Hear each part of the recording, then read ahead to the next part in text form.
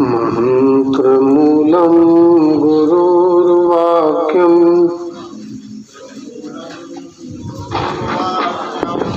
मोक्षमूलं गुरुकृपा।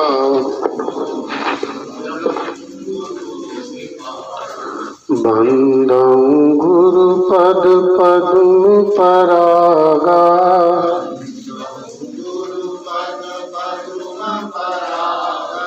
सुरुचि सुवास सरस अनुरागा।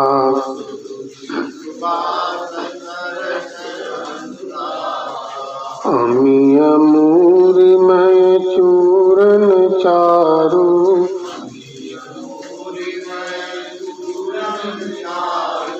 समन सकल भवरुज परिवारु।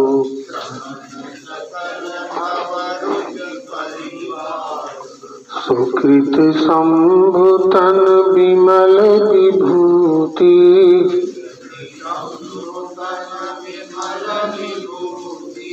मंजुल मंगल मोद प्रसूति।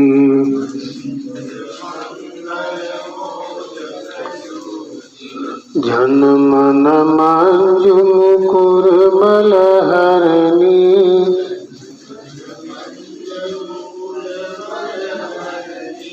किए तिलक गुण गण बस करनी।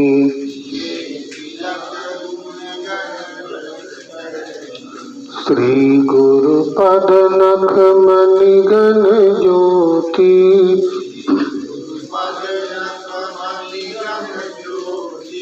सुमिरत दिव्य दृष्टि होती।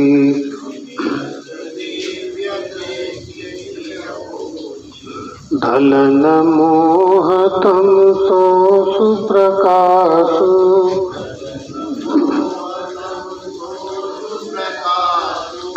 बड़े भाग उर आवै जासु।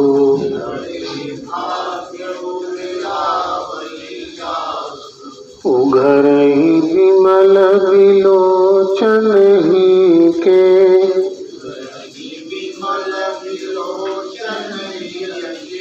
मिटहि दोष दुख भव रजनी के।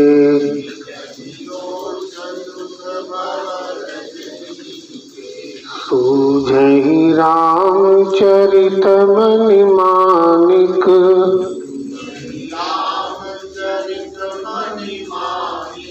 गुप्त प्रगट जह जो जहि खानिक।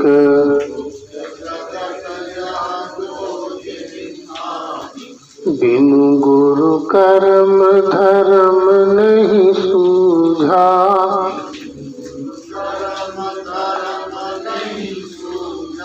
बिनु गुरु ज्ञान ध्यान नहीं पूजा।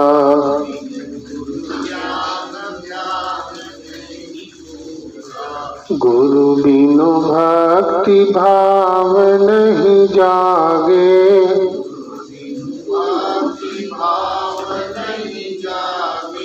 गुरु बिनु प्रेम ज्ञान नहीं पागे।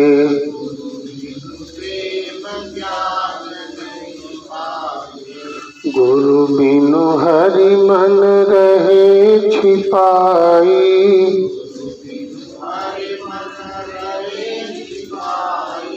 गुरु बिनु सार भेद नहीं पाई।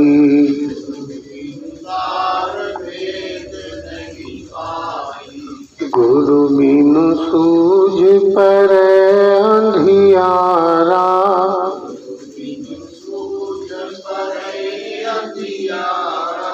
गुरु बिनु लखै न घट उजियारा।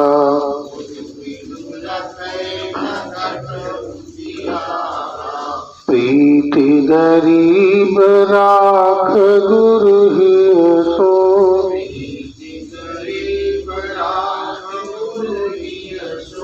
होय दरस घट मह हरि पिय सो।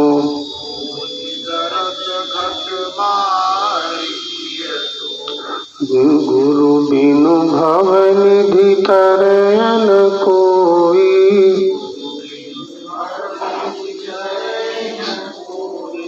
जो बिरंचि शंकर सम होई।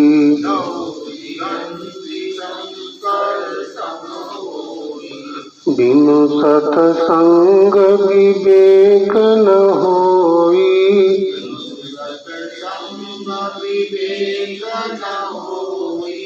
राम कृपा बिनु सुलभ न सोई।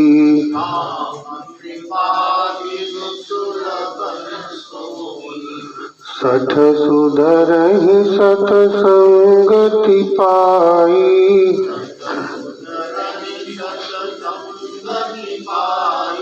पारस परस कुधातु सुहाई।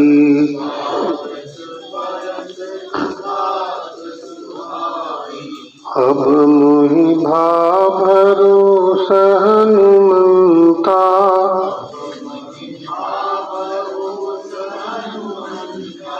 बिनु हरि कृपा मिलहि नहीं संता।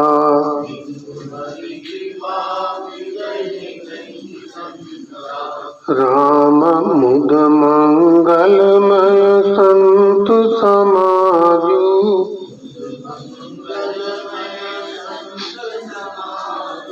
जो जग जंगम तीरथ राजू।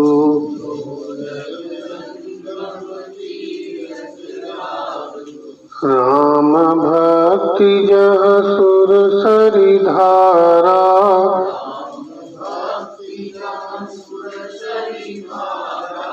सरसई ब्रह्म विचार प्रचारा।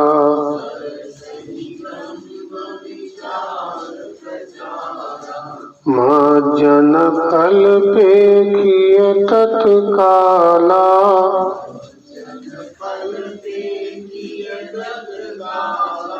काकहोहि पिक बकऊ मराला।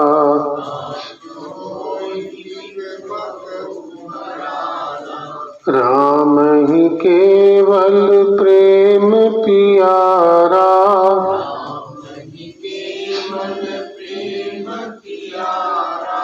जान लेहु जो जान निहारा।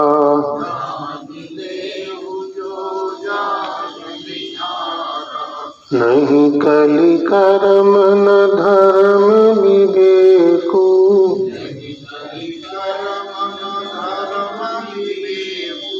राम नाम अवलंबन एकु।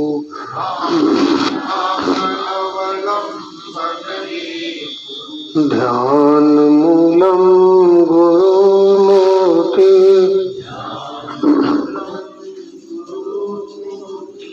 पूजा मूलम गुरुर्पद।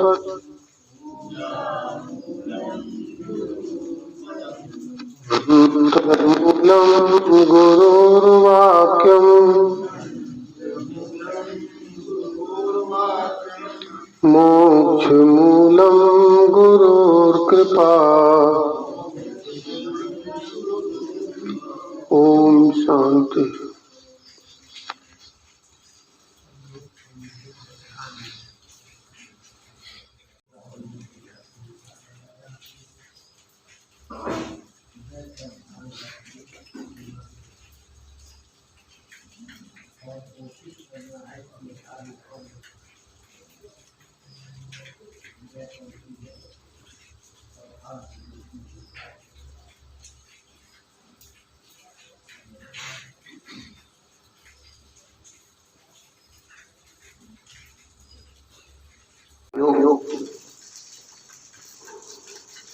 आज से 3 दिन पहले शुरू किया गया भंडारा आज समाप्त हो जाएगा। इसके बाद जो कुछ भी आपने यहाँ देखा है और जो किया है और समझा है उसको आप घर में जाके नित्य निरंतर याद रखेंगे और अनुभव में लाएंगे, तभी से ये भंडारा का असली फल आपको मिलता है। ये तरीका जो है ये बुजुर्गों को बनाया हुआ है कि आप यहाँ आकर के सीखिए, देखिए, समझिए और उसके बाद घर में जाके प्रैक्टिस कीजिए। घर भोग विलास का स्थान भी नहीं है, वहाँ कर्म और धर्म की दोनों की बुनियादी शिक्षा दी जाती है और जो बुनियाद तैयार होती है उसी से समाज बनता है और राष्ट्र बनता है। इस प्रकार की तरीका बुजुर्गों ने बनाया है। तो पहले दिन हमने अपने गुरु महाराज के दादा गुरुओं का या सबका नहीं कर सके तो किसी एक को पकड़ करके उसके विषय में चर्चा की। कैसे रहते थे, कैसे करते थे, किस किस प्रकार की घटनाएं थी जिसका उन्होंने सामना किया और निभाया उसको। प्रभु जी ने उसमें मदद की। दूसरा बीच का दिन आज होता है जिसमें हम अपने गुरु माता और गुरु महाराज के जीवन चरित्र का चिंतन करते हैं और उससे शिक्षा ग्रहण करते हैं, सीखते हैं, समझते हैं और बाद में संकल्प करते हैं कि इसी प्रकार का जीवन अगले भंडारे तक या उससे आगे भी हम अपने घर में जाकर के प्रैक्टिकल करेंगे, उसका अपने घर को और सुंदर बनाएंगे। देखेंगे कि पहले से हमारे घर में उन्नति की किरण आई कि नहीं आई। तो इस प्रकार का क्रम बना हुआ है। लेकिन गुरु महाराज के बाद ये भारतवर्ष है, इसमें चप्पे चप्पे पर संत जन है। तो आज हम लोग ऐसे दो संतों को पकड़ लेंगे जिन्होंने इस विद्या का व्यक्तिगत रूप से किया है और अनुभव किया है, उसके फायदे देखे हैं और अंत में सार्वजनिक रूप से उसका प्रचार प्रसार किया और जिसकी कीर्ति आज तक सारे संसार में फैली हुई है। दोनों हुआ, प्रैक्टिकल हुआ और थ्योरी भी हुई। तो आज हम सबसे पहले संत, परम संत महात्मा शिवाजी के गुरु क्या थे? संत रामदास जी महाराज के जीवन चरित्र का थोड़ा अंश समझने का प्रयास करेंगे। संत रामदास जी महाराज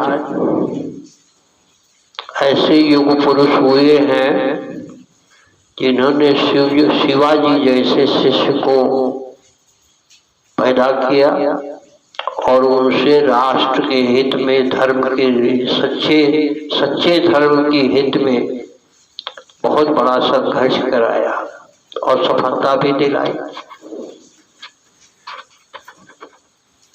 उनके जीवन की महिमा क्या है? संत रामदास जी महाराज ने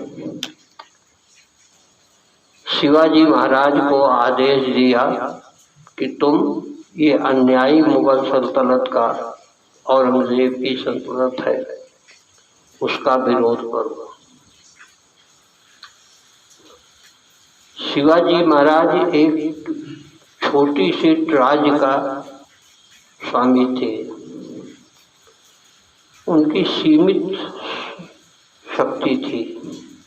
उन्होंने उस सीमित शक्ति का विचार करते हुए गुरु महाराज से कहा कि एक तरफ हिंदुस्तान की सेना और दूसरी तरफ और कुछ नहीं सुनती, इसलिए उससे सिवाय शस्त्र विद्या के संभव नहीं है संघर्ष करना। तो उन्होंने शिवाजी महाराज से कहा कि जिस पहाड़ी के नीचे हम तुम बैठे वार्ता कर रहे हैं, इसके टुकड़े छिटक छिटक करके अलग अलग पड़े हुए हैं, और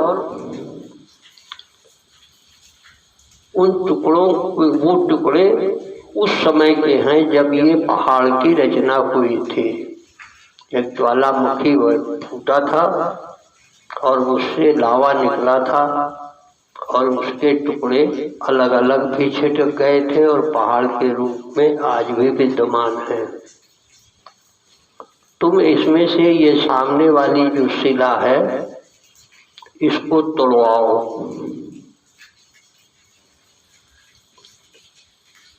तो वो जब तोड़ा गया शिला, तो उसमें उस पत्थर के बीच में एक चुल्लू पानी था। उसमें एक मेढकी अपनी 6 बच्चों को लेके बैठी थी।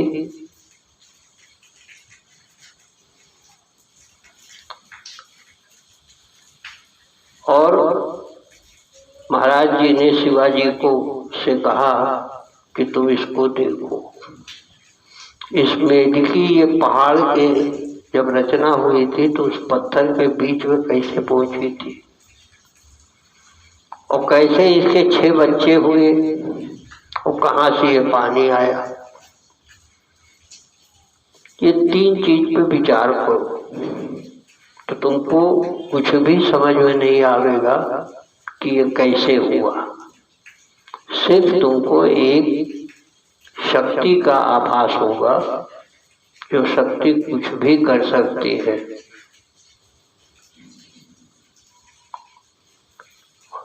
वो इस पहाड़ की रचना भी करा सकती है, इसके अंदर एक चुल्लू पानी का इंतजाम कर सकती है,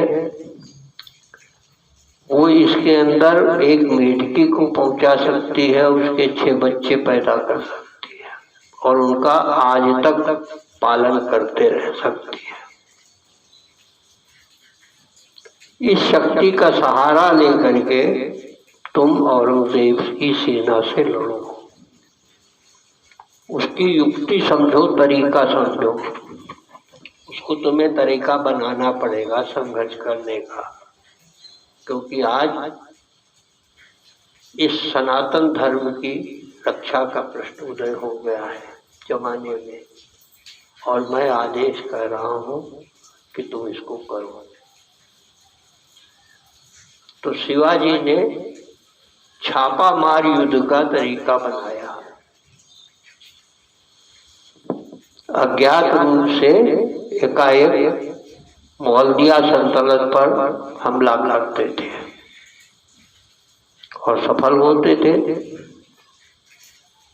और इस प्रकार से उन्होंने औरंगजेब को समझा दिया कि इस भारत राष्ट्र में तुम्हारा ये अन्याय और अत्याचार और दुर्नीति का शासन नहीं चल सकता। चप्पे चप्पे पे भी ऐसे लोग पैदा हो सकते हैं।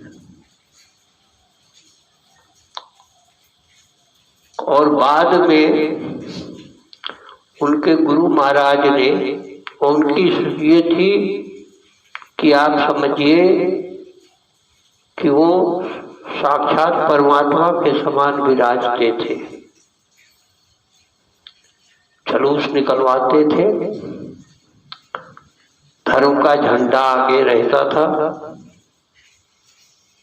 एक कहानी मैंने उसकी पढ़ी, तो धर्म का झंडा आगे रहता था और वो जुलूस जा रहा था। इतने में एक पेड़ आम का आ गया, जिसकी डाल इतनी नीची थी कि बिना झंडा झुकाए वहां से जा नहीं सकते थे। तो उन्होंने कहा झंडा तो नहीं झुक सकता, पेड़ की ये डाल काट दी जाए।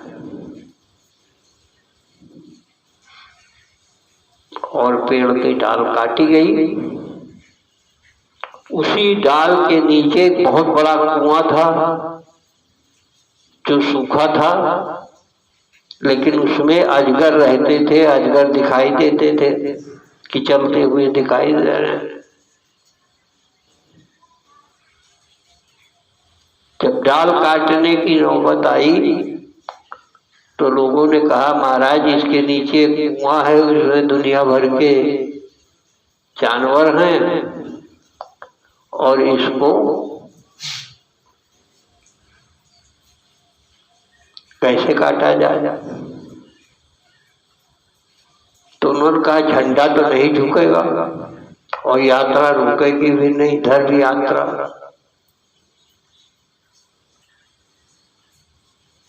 तो इस डाल को काटना है।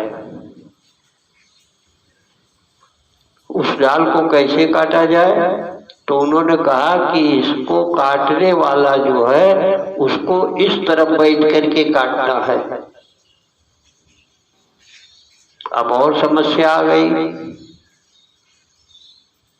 कि डाल काटी जाएगी और उसके बाद जो उसका आदमी गिरेगा डाल के साथ, वो सीधे अजगरों के मुंह में चला जाएगा। तो उन्होंने कहा, डाल काटना है और झंडा झुकना नहीं है, यात्रा रुकनी नहीं है, अब आप लोग तय कर लीजिए। फिर वही चीज आई कि भगवत शक्ति है जो बचाने वाली है। तो वो डाल काटी गई। उस पर एक तैयार हुआ उनमें से कि महाराज आप कह रहे हो मैं करूंगा, और उसने इधर बैठ करके डाल काटी। डाल के साथ वो नीचे गिरा और डाल आकर के कुएं के मुंह पर रुक गई और उसको उसे बैठा रह गया। उन्होंने कहा, अब धर्म का झंडा जाएगा। ऐसे दृढ़निश्चयी संत रामदास जी महाराज थे। संत रामदास जी महाराज की एक कथा मैंने और पढ़ी। कहा गया है कि जहाँ भगवान की चर्चा होती है, कथा होती है, वहाँ हनुमान जी महाराज गुप्त रूप से बैठते विराजते हैं। अब संत रामदास जी महाराज कथा कह रहे थे तो वो कह रहे थे कि सीता माता जो है वो लंकापुरी में जिस अशोक वाटिका में कैद की गई थी उसके सारे फूल सफेद थे।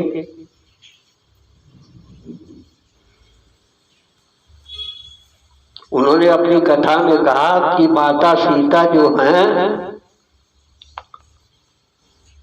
जिस पुष्प वाटिका में कैद की गई थी उसके सारे फूल सफेद थे।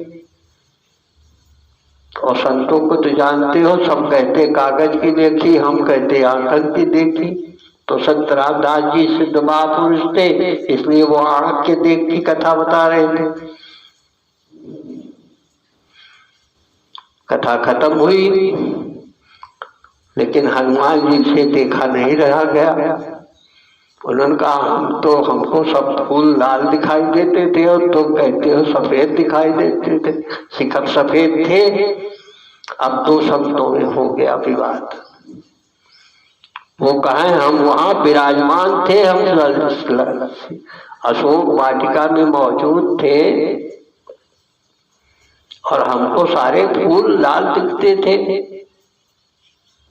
और वो कहे महाराज हम कथा जो कह रहे हैं बिल्कुल सत्य कह रहे हैं, आँख के देखी कह रहे हैं। अब दो महान संतों के बीच में जब विवाद उत्पन्न हुआ तो दोनों ने अंत में निर्णय किया कि प्रभु राम जी से पूछ लिया जाए। सिद्ध थे ही, पूछ सकते थे। दोनों गए राम जी के सभा में, उन मंदिर में, और उसके बाद आवाहन किया। प्रभु राम जी प्रकट हो गए। तो हनुमान जी कहा, महाराज ये कथा सुना रहे हैं लेकिन वो गलत है, आंखों की देखी सब लाले लाल फूल थे। और उन्होंने कहा हम कथा गलत कहते ही नहीं कहते हैं। संभव ही नहीं है। मैं सत्यनिष्ठ हूँ, सत्य ही में विराजने, आपकी कृपा से सत्य ही में विराजता हूँ। जो दिखाई देता वो कहता हूँ, जो शास्त्रों किताबों में लिखा है, पढ़ा लिखा है, वो सब नहीं समझते, कहते हैं। तो वो कहे सफेद थे, वो कहे लाल थे। तो वो यही हुआ कि प्रभु आप बताइए क्या थे। तो प्रभु राम ने कहा कि वास्तव में वो सब सफेद थे, लेकिन हनुमान तुम उस समय इतने क्रोधित थे कि तुमको सब लाल दिखाई दे रहे थे। दोनों की बात सही है, तुम अपनी जगह सही हो, वो अपनी जगह सही है। ये संत रामदास जी की 3 कथा मुझको पढ़ने को मिली। और उसके बाद उस संत महापुरुष ने शिवाजी महाराज को आदेश दिया कि अब समय पूरा हो रहा है मेरा, और मुझसे भी अधिक श्रेष्ठ संत जो हैं, संत तुकाराम जी धरती पर अवतार ले चुके हैं। इसलिए जो सेवा तुमने हमारी की है, कभी संत रामदास जी महाराज वो संत तुकाराम जी महाराज मिल जाए तो उनकी सेवा कीजिए। ये उन्होंने समझा, बताया संत रामदास जी महाराज ने। शिवाजी राजा थे, घोड़े पर जा रहे थे, तो उनको एक लड़की जो है जंगल में बैठी रो रही थी। तो उन्होंने कहा, बेटी तुम काहे को आस्ते इस एकांत जगह में क्यों बैठी हो, क्यों रो रही हो? तो उन्होंने कहा, उस बेटी ने बताया कि मैं बेसहारा हो गई हूँ और मुझको मेरे माता पिता ने घर से निकाल दिया है। कैसे हमारा गुजारा होगा, कौन हमें पालेगा? ये हमारी कारण दिक्कत है और जिसकी वजह से मैं रो रही हूँ। तो उन्होंने कहा, क्यों तुमको निकाल दिया? उसने कहा कि एक संत हैं जिनका नाम है तुकाराम जी। उन तुकाराम जी को चूंकि वो सवर्ण नहीं थे, शूद्र थे जात के, इसलिए गैर शूद्रों ने उनको मार के अधमरा करके और तालाब में गाड़ दिया था। उस तालाब के किनारे मैं शौच के लिए गई तो मैंने देखा कि वहां बुलबुल बुलबुल पानी निकल रही थी, यानी कोई गाड़ा गया था, उसकी सांस उसकी चल रही थी।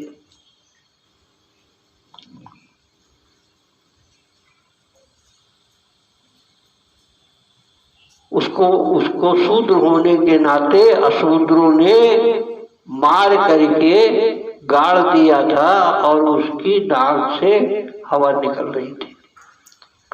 तो मैंने उस महापुरुष को खोद के निकाला किसी तरीके से और उसके बाद उसको साफ किया, फिर उसकी सेवा की और सेवा करके उनको फिर से स्वस्थ बनाया। ये काम मैंने किया था, लेकिन हमारे पिता और माता ने मुझको घर से इसी कारण से निकाल दिया कि तुम कुंवारी थी और तुमने परपुरुष की सेवा की है, और दूसरा जिसको हमारे शासकों स्वामियों ने मार करके गाड़ दिया था, उसको तुमने फिर से जिंदा कर दिया है। जब ये समस्या सामने देखा शिवाजी महाराज ने, तो उन्होंने कहा, से बेटी आज से तू मेरी बेटी है और तेरा मैं ब्याह और सारा जीवन जो है एक राजपुत्री के समान रख करके बनाए रखूंगा। तुम चल हमारे साथ, और तुमने इनकी जो सेवा किया है इसका सेवा का भार मेरे ऊपर छोड़ दे, मैं इनकी सेवा करूंगा। तो उसके बाद उन्होंने अपना राशि वस्त्र उतार करके अलग रख दिया और साधारण वेश में रह करके वो संत तुकाराम जी की सेवा करते थे। इसी बीच में सेवा करके उनको सही किए थे कि उनके गुरु महाराज ने आदेश दिया कि अगर कभी संत तुकाराम जी महाराज मिल जाएं तो उनका दर्शन मुझको भी कराना। बल्कि शायद तुकाराम जी महाराज ने उनसे कहा कि तुम अपने संत रामदास जी का दर्शन हमें कराओ।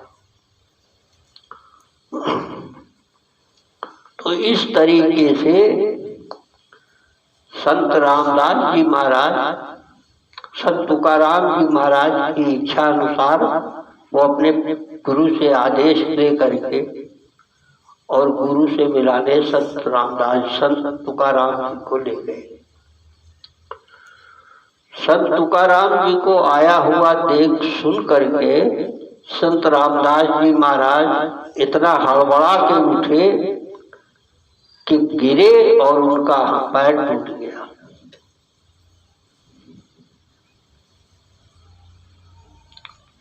तो तुकाराम जी को बहुत, उनको शिवाजी महाराज को बड़ी वेदना हो गई कि हमारे गुरु महाराज गिर पड़े, उनका पैर टूट गया। तो वो अलग अलग कोने में जा करके रो रहे थे कि हमारे गुरु महाराज को इतना बड़ा कष्ट हुआ और इनका पैर टूट गया। तो संत रामदास जी महाराज ने जब देखा तो उन्होंने शिवाजी को डांट दिया, तुम सही बात को नहीं समझते हो, असलियत को नहीं समझते हो, झूठा रो रहे हो। तो तुकाराम जी महाराज ने, तब तक मिलन हो गया था, और तुकाराम जी महाराज ने कहा कि इतना सुंदर बच्चा है, उसको क्यों डांट रहे हो, इसको क्यों डांट रहे हो, सब तो उसके साथ सही है। तो रामदास जी महाराज ने कहा, महाराज ये समझते ही नहीं, प्रकृति की मेरे साथ में ये सामर्थ्य नहीं थी कि वो मेरा पैर तोड़ देती, लेकिन जब आपसे दर्शन हुआ है और आपके सामने मैं झुका हूं तो उसी समय प्रकृति को मौका मिल गया, उसने मेरा पैर तोड़ दिया। मेरा सौभाग्य है कि आपके दर्शन हो गया, मेरा पैर ये भोग पूरा हो गया, अब मैं मुक्त का अधिकारी हो गया। और ये लड़का समझता नहीं, ये दुनिया भर की बात करता है और इसीलिए मैं मना कर दिया, क्या बेवकूफी की बात कर रहे।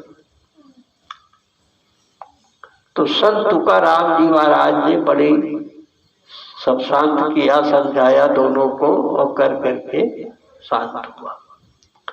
तो ये घटना संत रामदास जी महाराज और संत तुकाराम जी महाराज की है।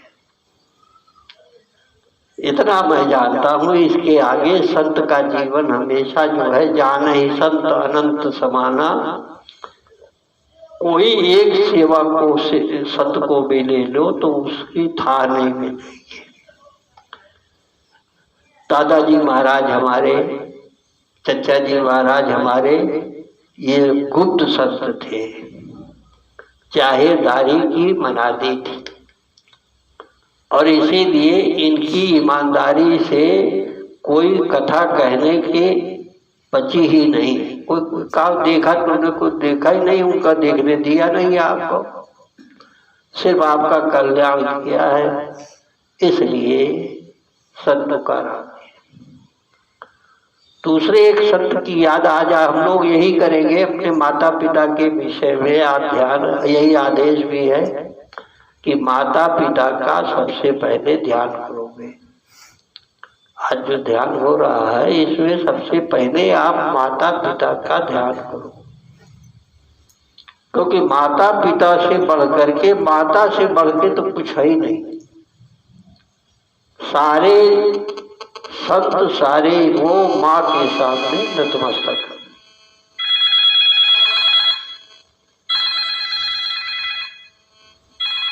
कहाँ है ये बचा है?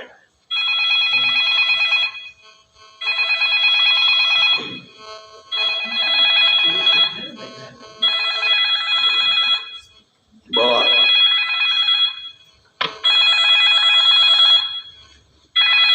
कहाँ है?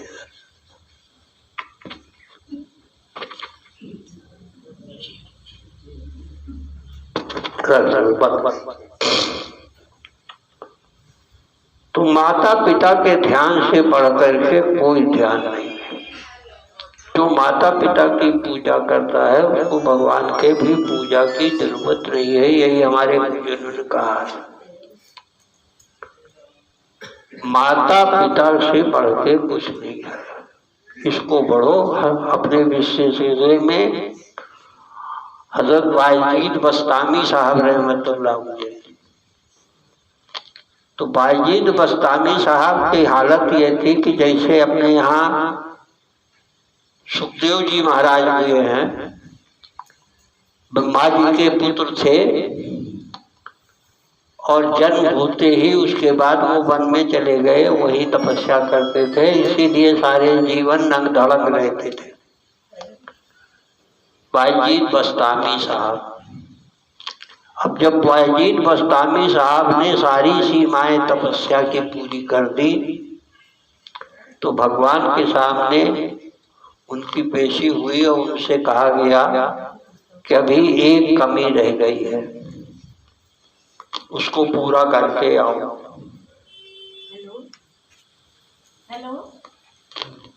तो उनसे कहा गया कि उन पे इल्हाम हुआ, जाहिर हुआ कि एक कमी कौन सी है, वो है माता की पूजा। तुमने पैदा होते ही तो जंगल की राह पकड़ ली थी और तपस्या की, हम पाने के लिए हम प्रकट हो गए, लेकिन अभी एक कमी दिखाई देती है, वो माता की पूजा तुमने नहीं की। तो उनको वापस कर दिया गया कि आप वापस जाइए माता की पूजा करके, तब उसके बाद आपका काम होगा। तो यह है, माता की सेवा की, और माता की सेवा के बाद फिर इनके ऊपर इल्हाम हुआ कि अगर यही माता की पूजा तुमने पहले कर ली होती तो तुमको जंगल जाने की जरूरत नहीं थी, इसमें इतना कष्ट उठाने की कोई जरूरत नहीं थी, यही पूजा पहले कर लिया होता। तो वही चीज यहाँ भी है। हमारे बुजुर्गों ने आज का दिन सबसे पहले माता का ध्यान, चिंतन, जो कमी रह गई उसके लिए माफी मांगिए, पश्चाताप कीजिए, तब आगे बढ़ने का रास्ता खुलेगा। ये बात साफ करती है। अब इसके बाद दूसरा प्रसंग आता है माता मीरा का। हमारे जहन में हम उसी की चर्चा करेंगे। माता मीरा जो थी वो राजरानी थी। जब भगवान कृष्ण का प्रेम उनको जाहिर करने से मिलने का समय आया, तो उससे पहले उनसे पति का प्रेम वापस ले लिया गया। वो आपस में भीषण का नियत था कि अगर तुम परमात्मा को पति के रूप में मानना चाहती हो तो दो पति तुम्हारे साथ नहीं रहेंगे।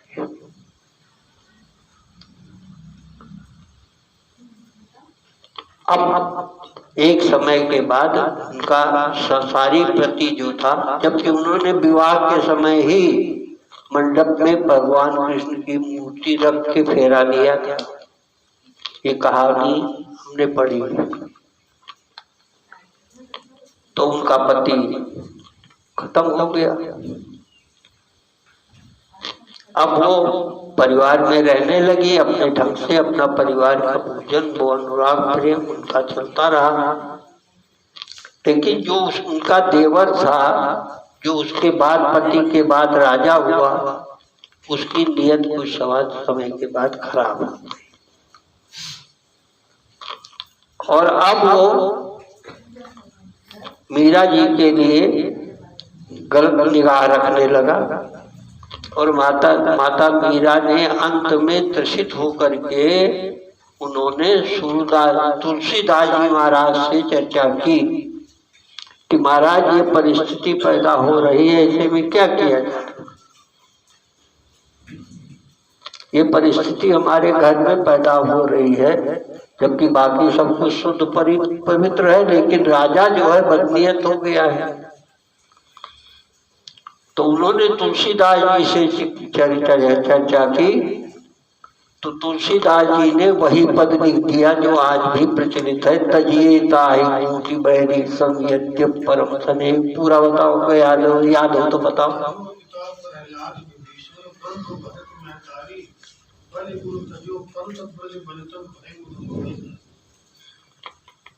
तो ये तुलसीदास जी महाराज ने उनको परामर्श दिया।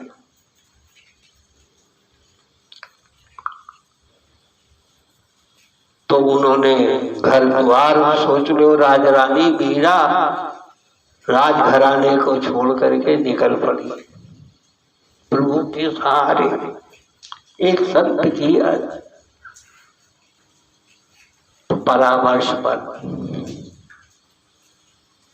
और अब प्रभु जी उसका इंतजाम करने लगे, उसकी व्यवस्था करने लगे, उसकी सुरक्षा करने लगे।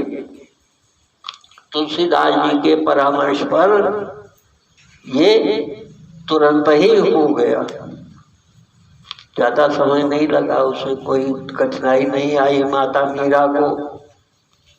और उन्होंने बस एक कठिनाई आती रही कि घर छोड़ने और महल छोड़ने के और सारा अधिकार छोड़ देने के बाद भी वो राणा की बदनीयती पीछे लगी रही।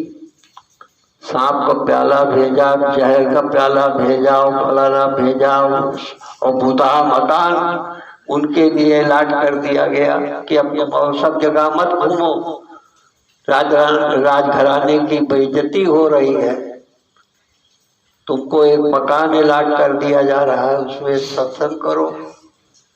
तो उस भूतहे मकान में, जो प्रसिद्ध था अपने समय में कि भूतहा मकान है, उस मकान में पहुंची तो सारे भूत जो थे वो प्रकट हो गए, उनके चरणों पे गिरे कि माता हम आज से प्रेतियों से मुक्त हो गए और आप इसमें स्वतंत्र रूप से। ये सब कथाएं हैं। मीरा जी का कथा जो है पढ़ने के योग्य है, एक एक चीज समझने के योग्य है। और किस तरीके से प्रभु का उनके साथ, उन पर प्रभु की कृपा नहीं हुई थी, कृपा उनके साथ चलती थी और माता मीरा उससे मगन रहती थी। और इधर इस तरीके से होता था कि भूतहा मकान जो है वो प्रकट हो गया कि अभी सत्संग मंडल। इस तरीके से राणा को नीचा देखते रहना पड़ा। सांप का पिटारा भेज दिया, जहर का प्याला राणा ने भेजा, पीवत मीरा हासी रे। जहर का प्याला राणा ने भेजा, सब लिखा हुआ है। पहर का प्याला राणा ने भेजा, पीवत मीरा हासी रे। और इसी तरीके से और हुआ है। और अंत में मीरा जी एक ऐसी भक्त हैं जो जिनका मृत्यु नहीं हुई है। ऐसे संत हुए हैं जिनका दाह काम कर्म वाला खेल नहीं हुआ है, वो सीधे मूर्ति में, जगन्नाथ जी के मूर्ति में समा गई है। इसलिए मीरा का भजन खूब गाना चाहिए अगर प्रेम से सीखना चाहते हैं। क्योंकि वो ईश्वर का दर्शन करके उसकी कृपा प्राप्त करके और वो भजन लिखे गए। एक एक भजन रोमांचित कर देंगे अगर आप मीरा का भजन गाइए, प्रेम से गाइए, खूब मगन होके गाइए। मीरा जी ऐसी संत हुई है, कुछ संत हुए हैं आपके संत, आप बहुत ज्यादा समय नहीं बीता है आपके। वो कौन, ये अभी आधुनिक संत जो हैं, नाम क्या है? परमहंस जी के बाद कौन हुए? विवेकानंद के बाद कौन हुए? विवेकानंद के बाद अभी नाम देखो भूल गए हैं, दयानंद सरस्वती जी नहीं, हाँ स्वामी राम तीर्थ जी महाराज।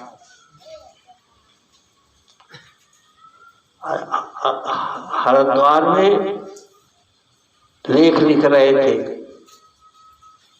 और लेख लिखते ही लिखते ऐसे देखा धीमी हो गई है।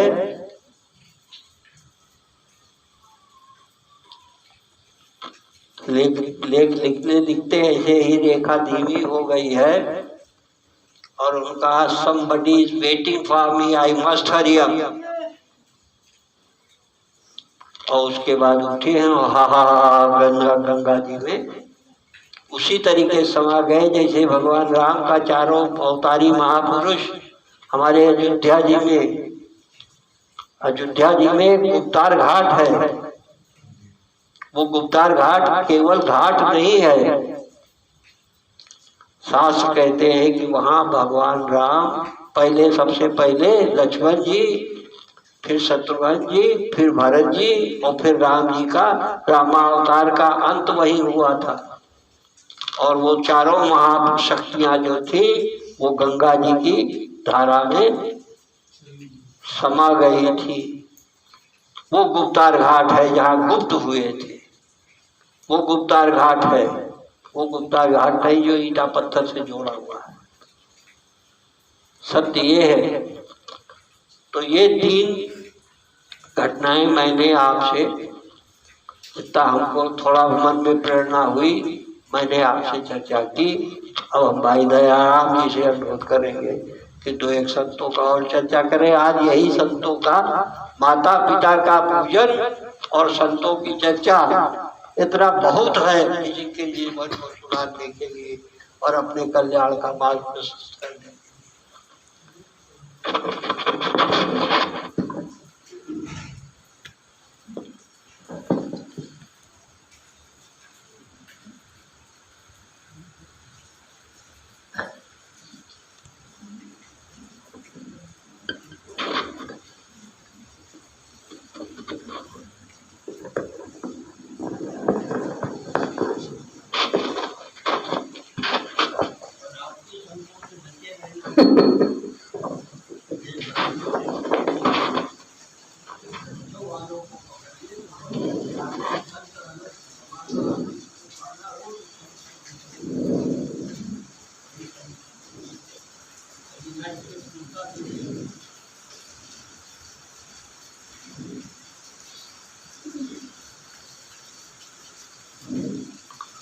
संतों की रहनी इतनी पवित्र और राममय होती है कि उनके संपर्क में आने मात्र से हमारा हृदय बदलने लग जाता है।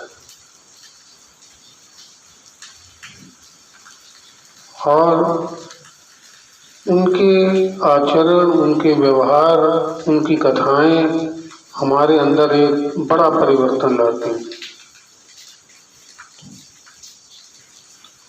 संतों के रोचक प्रसंग हमारे लिए बड़े कल्याणकारी होते हैं।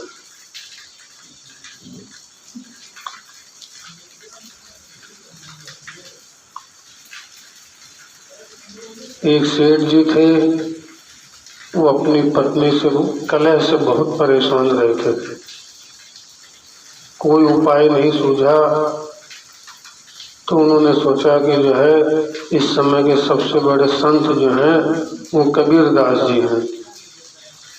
तो उनके पास चला जाए, वही इसका कोई उपाय बताएंगे।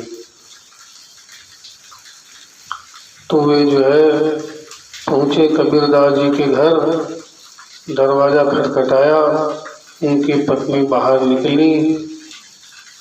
तो उन्होंने सेठ जी ने कहा कि कबीरदास जी से मिलना है। तो उनका यहाँ तो कोई कबीरदास जी नहीं रहते। तो सेठ जी बोले नहीं, वो यहीं रहते हैं, मुझे अच्छी तरह से मालूम है।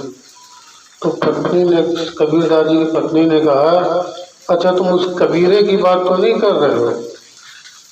तो सेठ जी को बड़ी निराशा हुई कि इतने बड़े संत हैं और इनकी पत्नी जो है इनकी इतनी बेइज्जती करी गए, कबीरे को तो नहीं पूछ रहे हो।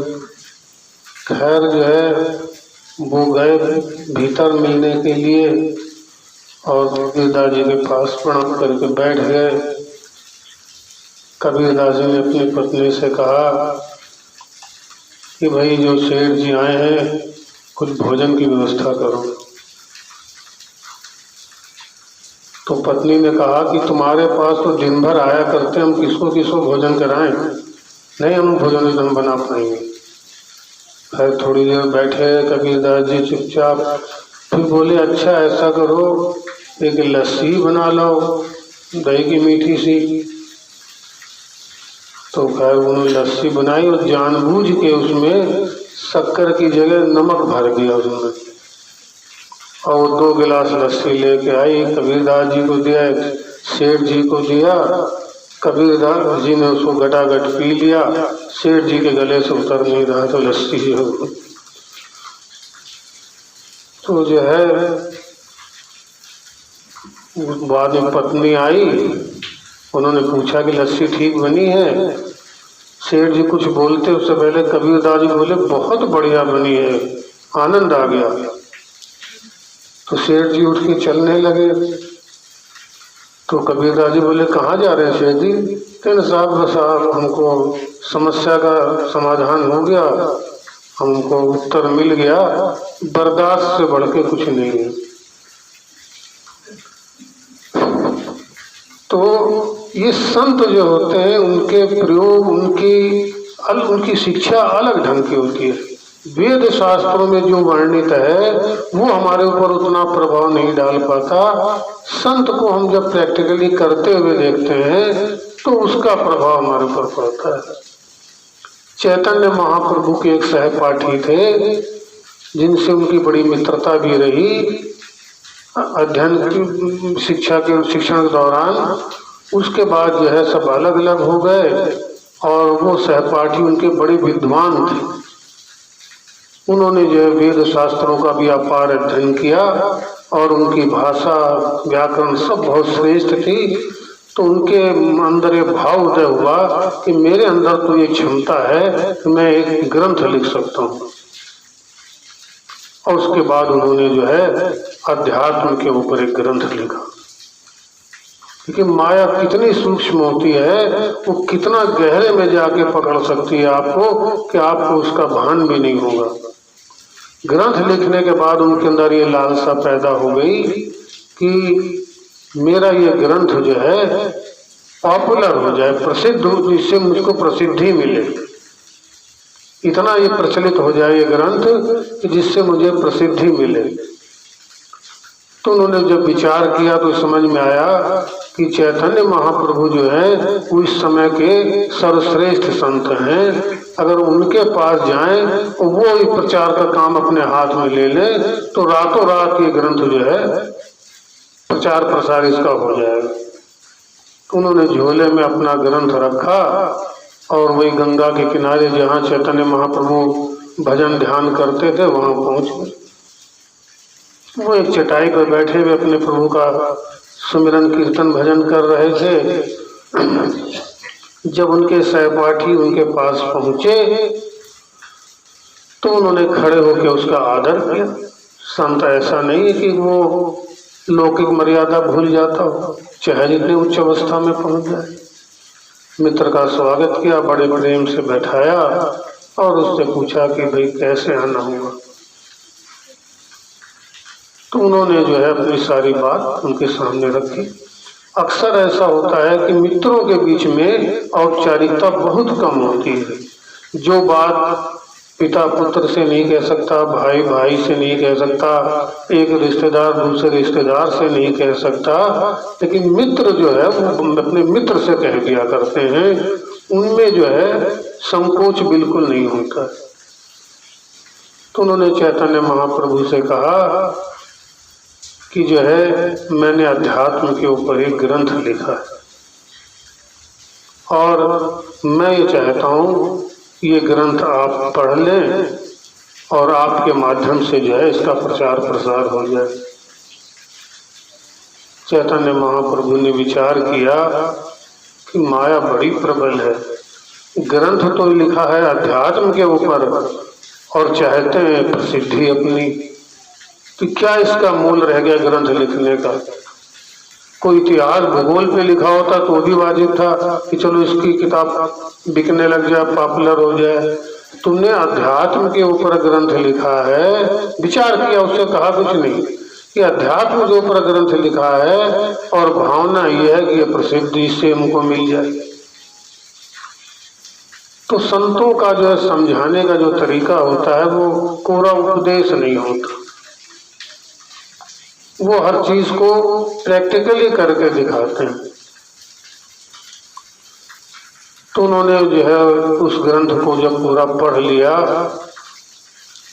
और उसके बाद चटाई के नीचे से अपना लिखा हुआ एक ग्रंथ जो है उनके सामने रख दिया, कहा कि इसे आप पढ़ लीजिए।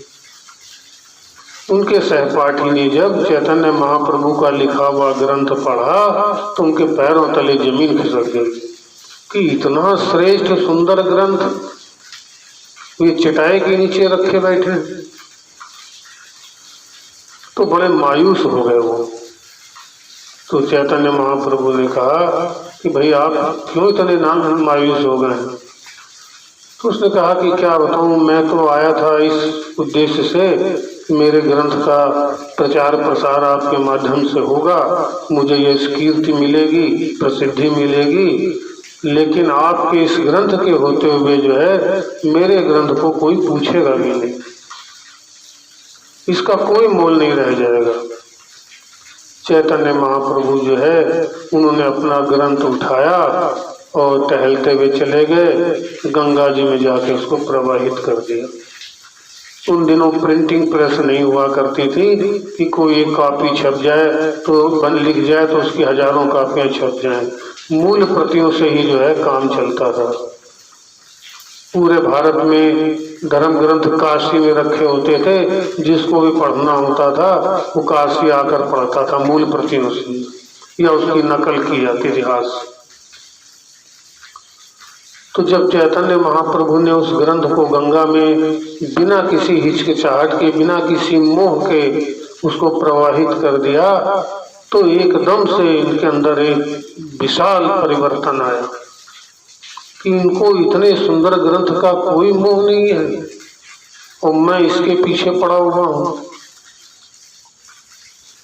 तो उन्होंने जो है चैतन्य महाप्रभु से कहा कि मेरा ये ग्रंथ भी आप गंगा में प्रवाहित कर दीजिए। तो बोले क्यों? तो मैं तो इस ग्रंथ को छपाना नहीं, अब मेरे अंदर कोई इच्छा, कोई लालसा नहीं रह गई है कि मेरा ग्रंथ जो है उसका प्रचार प्रसार हो। अगर आप मुझे 100 बार समझाते इस ग्रंथ का मुंह छोड़ दो तो भी मुझसे वो मुंह न छूटता, लेकिन आपने उसको प्रैक्टिकली करके दिखाया है और इस तरह से आपने मेरे अंदर छिपे हुए राक्षस को बाहर प्रकट करके उसका वध कर दिया है। अब मेरे अंदर कोई इच्छा बाकी नहीं रही। तो संत जन जो है वो कोरा उपदेश नहीं देते, वो हर सद्गुण को, हर अच्छे विचार को अपने आचरण में उतारे होते हैं और अपने आचरण द्वारा हमको शिक्षा देते हैं। कुछ बोलते नहीं है, आप उनके संपर्क में रहेंगे और आपको जो है उनके आचरण जो है हम हमारे हृदय के अंदर वो शिक्षा उतारते रहेंगे, हमारे हृदय को, हमारे मन को बदलते रहेंगे अपने आप, खुद ब खुद। इसीलिए संतों का संपर्क, उनका सानिध्य जो है हमारे अंदर जो है एक स्वाभाविक रूप से परिवर्तन लाता रहता है। हमको बिना किसी प्रयास के उनसे जो है लाभ प्राप्त होता रहता है। इसीलिए हमारे यहाँ के बुजुर्गों ने कहा कि भाई आते रहा करो। आने मात्र से, केवल उनके संपर्क और सानिध्य से ही जो है हमारे अंदर जो है परिवर्तन आने लग जाएंगे। इसीलिए जो है सतगुरु के दरबार में जो है हाजिरी देना हमारे लिए सबसे महत्वपूर्ण है। जो बच्चा स्कूल में जाता है वो अगर फेल भी हो जाता है तो भी उस बच्चे की तुलना में बहुत कुछ सीख लेता है जो स्कूल जाता ही नहीं है। इसलिए जो है जैसे तैसे भी संभव हो हर किसी को जो है इस दरबार में, सतगुरु के दरबार में हाजिर होना चाहिए और उनके संपर्क में आने से ही हमारे अंदर जो है ईश्वर प्रेम जाग जाएगा और निरंतर बढ़ता रहेगा। हमें कोई विशेष त्याग, तपस्या, नियम, संयम नहीं करना पड़ेगा। खुद ब खुद हमारे अंदर परिवर्तन आने लग जाएंगे। तो चैतन्य महाप्रभु ने जो है उनको जो है अपने व्यवहार, अपने आचरण, अपने त्याग और से जो है उनके अंदर एक ऐसी शिक्षा भर दी कि उनका जो है यश, कीर्ति, मान, प्रतिष्ठा का जो भाव था उसको समूल नष्ट कर दिया। कबीरदास जी के समय में जो है एक बड़े प्रकांड विद्वान हुए। नाम तो उनका कुछ और था लेकिन उन्होंने अपना नाम विश्व विजयानंद रख लिया था, क्योंकि वे हर एक से ढूंढ के जो है विद्वानों से जो है जाकर शास्त्रार्थ करने के लिए कहते थे, उनसे शास्त्रार्थ करते थे और उनको जो है हरा देते थे शास्त्रार्थ में। और एक बैल अपने साथ में रखते थे जिसमें धर्म ग्रंथों को लादे हुए रहते थे। अगर कोई ज्यादा बहस करता तो ग्रंथ खोलकर दिखाते थे कि देखो यहाँ पर ये लिखा हुआ है।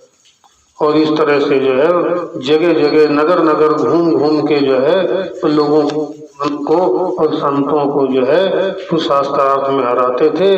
और एक समय ऐसा आया कि उन्होंने संपूर्ण भारत में संपूर्ण जगह जा करके जो है विद्वानों को अपने ज्ञान और के द्वारा जो है शास्त्रार्थ में हराया और उनसे विजय प्राप्त की। जब सबको उन्होंने हरा दिया तब उन्होंने अपना नाम विश्व विजयानंद रख लिया और घर आए, पत्नी से कहा कि अब तुम हमको विश्व विजयानंद कहा करो, क्योंकि आज मैंने जो है संपूर्ण विश्व के संपूर्ण विद्वानों को जो है मैंने शास्त्रार्थ में हरा दिया है, विजय प्राप्त कर ली।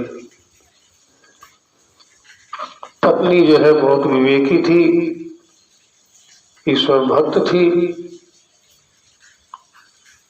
उसने अपने विश्व विजयानंद जी से कहा कि भाई तुमने कबीरदास जी को हराया।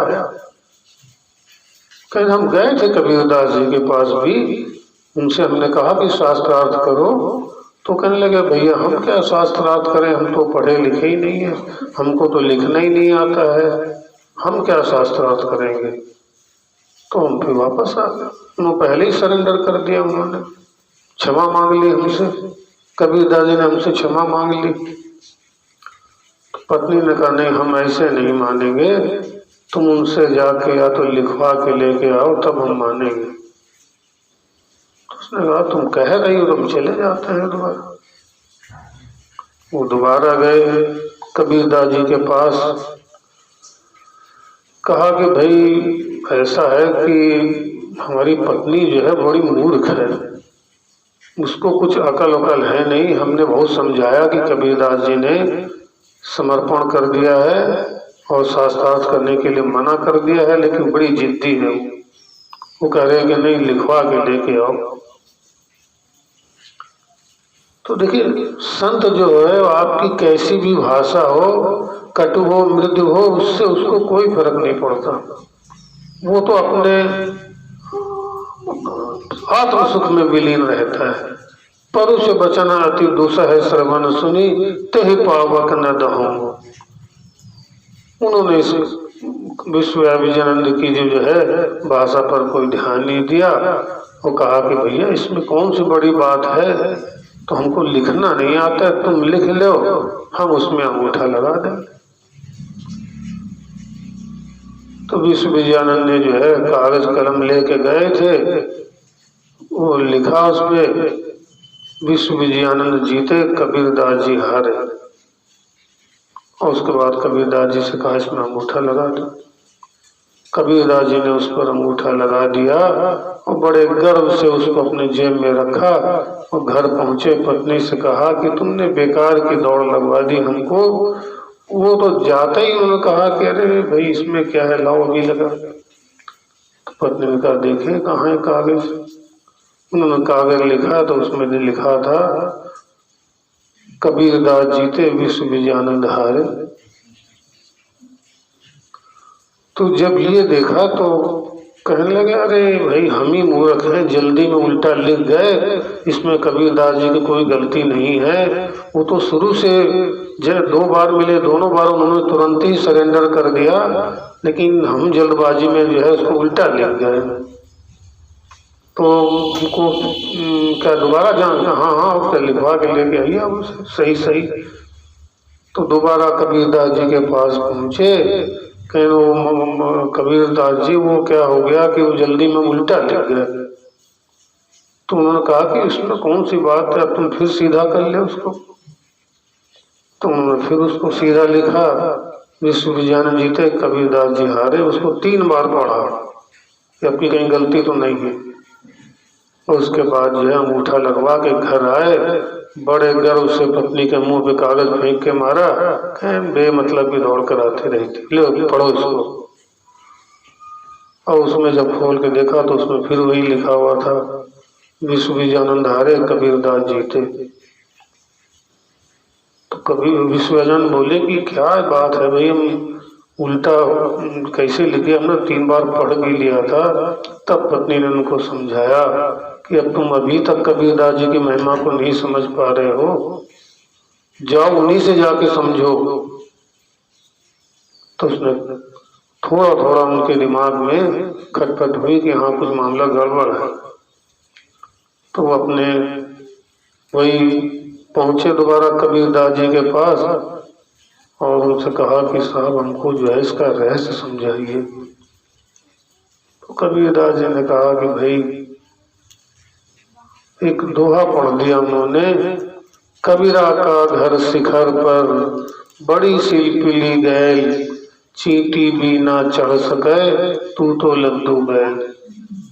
कि वो परमात्मा का जो निवास है वो ऐसे उच्च स्थान पर है और जहाँ का रास्ता बड़ा ही फिसलन भरा है, बहुत ही फिसलन भरा रास्ता है, बड़ी सावधानी से वहां चलना पड़ता है और बिना किसी भार के खाली होकर चलना पड़ता है, तब शायद कोई वहां पहुंच पाता है।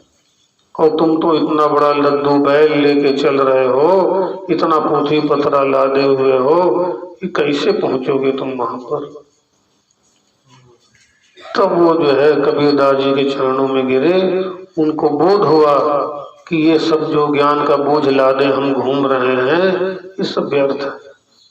तब कबीरदास जी ने उनको सच्चे ज्ञान का बोध कराया और वो कबीरदास जी के शिष्य हो गए। संतों की महिमा परंपार है। कबीरदास जी के पास एक सेठ जी पहुंचे, कहने लगे कि महात्मा जी वो क्या है कि हमारे पास काम धंधा बहुत ज्यादा है, बड़ा हम व्यस्त रहते हैं, ज्यादा पूजा पाठ हमसे हो नहीं पाती है, कोई शॉर्टकट रास्ता बता दीजिए हमको, कोई ऐसा शॉर्टकट रास्ता बता दीजिए कि जो हमारा पूजा पाठ आराम से हो जाए, हमारा कल्याण हो जाए। तो कबीरदास जी ने कहा कि शेर को, वो अंदर गए, एक तलवार लाके उनको दे दी, कहा कि तलवार ले जाओ, रास्ते में कोई पेड़ पड़े तो उसके नीचे जमीन में इसको खड़ा गाड़ देना पेड़ पे चढ़ना और उसी तलवार के ऊपर पेट के बल कूद पड़ना, तुम्हारा कल्याण हो जाएगा। अब सेठ जी बड़े परेशान, ये कौन सा उपाय बता दिया, लेकिन भाई ये तो संत शिरोमणि है, अब इसको तो नकारना ठीक नहीं है। कबीरदास जी ने सोचा कि ये व्यापारी आदमी है, इसका जो है इसके महत्व तो नहीं समझेगा, इसलिए इसके बदले में कुछ पैसे ले लो इससे। तो कबीरदास जी ने कहा, भाई ये तलवार ऐसे ही नहीं मिलेगी, इसके 500 रुपये तुमको देना पड़ेगा। सेठ जी को पैसे की जो है कोई ऐसी दिक्कत नहीं थी, उन्होंने 500 रुपये निकाल के दिए कबीरदास जी को, कहा कि ये लीजिए साहब 500 रुपये, कहीं जाओ इसको जो है जमीन में गाड़ के पेड़ पर ऊपर से कूद जाना पेट के बल, बस तुम्हारा उद्धार हो जाएगा। तो वो लेके तलवार चले, रास्ते में जंगल में देखा एक पेड़ पड़ा है, तो उसके नीचे उन्होंने जो है कबीरदास जी के कथनानुसार तलवार को गाड़ दिया, वो पेड़ पे चढ़े। अब चढ़ तो गए, तलवार पे ऊपर कूदने की उनकी हिम्मत ही न हो, फिर उतर गए, फिर सोचा कि 500 रुपये लगे हैं, कल्याण हो रहा है 500 रुपये में, लो फिर चढ़ के देखें। 6-7 दफे वो चढ़े लेकिन हिम्मत नहीं बटोर पाए उसके ऊपर कूदने की। तो वहीं पर एक महात्मा जी सब देख रहे थे, वो सच्चे थे, तो वो आए पास में, कि भैया तुम ये कौन सा रिहर्सल कर रहे हो, बार बार पेड़ पे चढ़ते हो और उतर जाते हो, ये तलवार कैसी गाड़ रखी है। तो उन्होंने सारा किस्सा बताया कि भाई कबीरदास जी ने दी है, ऐसा ऐसा बताया हमको, और इसके जो है पैसे भी लिए उन्होंने। बोलो कि क्या बताया कि तलवार को सीधी गाड़ के पेड़ पे चढ़ के इसके ऊपर कूद जाने के लिए हमको बताया है, लेकिन हम भाई हिम्मत नहीं बटोर पा रहे हैं। तो महात्मा जी कहने लगे कि तलवार हमको दे दो, हम ले लेंगे तुमसे। तो सेठ जी ने सोचा कमाने का मौका अच्छा है, 500 रुपये गाय, इसको 1000 के बता देते हैं। तो उन्होंने कहा कि भाई जो है ये कबीरदास जी ने इसके 1000 रुपये लिए हमसे। तो उन्होंने महात्मा जी ने अपनी जिंदगी भर के जो कुछ जोड़ बटोर के पैसे थे पोटली में निकाल के 1000 रुपये उनको गिनवा दिए, वो तलवार ले ली। तलवार पेड़ गड़ी हुई थी, पेड़ पे चढ़े और उसके ऊपर वो कूद गए। वो तलवार क्या था, वो तपोबल से तो वो प्रकाश पुंज थी, वो तलवार क्या थी, वो प्रकाश आत्म प्रकाश था, उनके अंदर समा गया। तो वो रोते रोते फिर कबीरदास जी के पास पहुंचे, सेठ जी सब गड़बड़ हो गया, क्या वो आपने तलवार दी थी, वो तो बिक गई।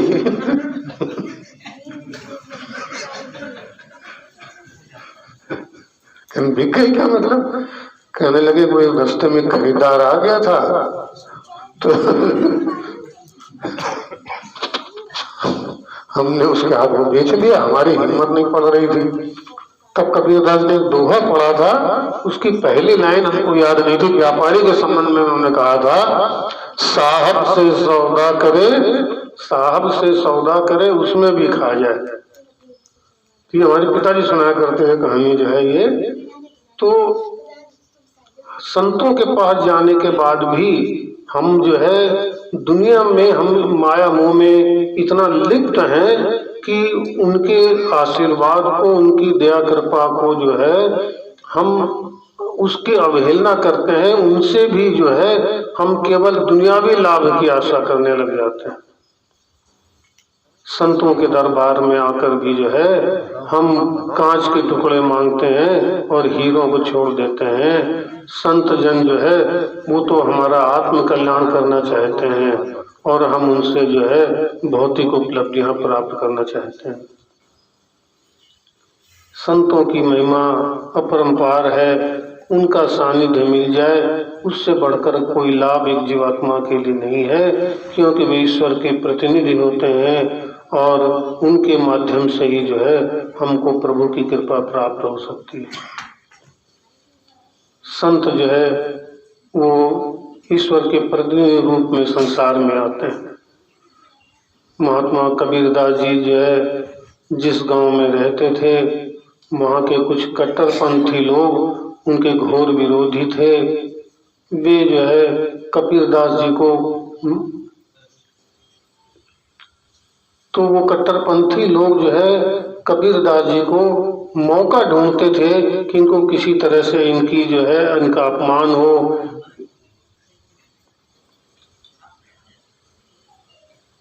ये इनको धर्म संकट में डालें, इनका अपमान करें, इनकी बेइज्जती करें, इस तरह का भाव वो रखते थे।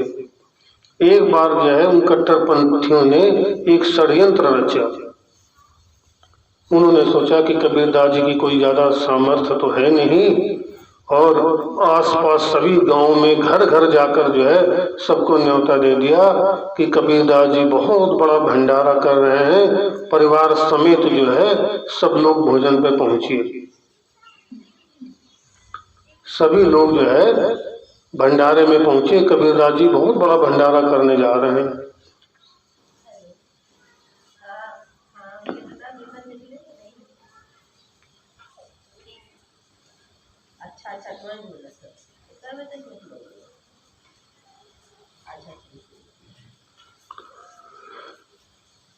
तो लोगों ने, वो उन कट्टरपंथियों ने दुष्प्रचार कर दिया, जबरदस्ती लोगों के निमंत्रण पहुंचा दिया कि कबीरदास जी बहुत बड़ा भंडारा कर रहे हैं, सब लोग परिवार सहित पहुंचिए।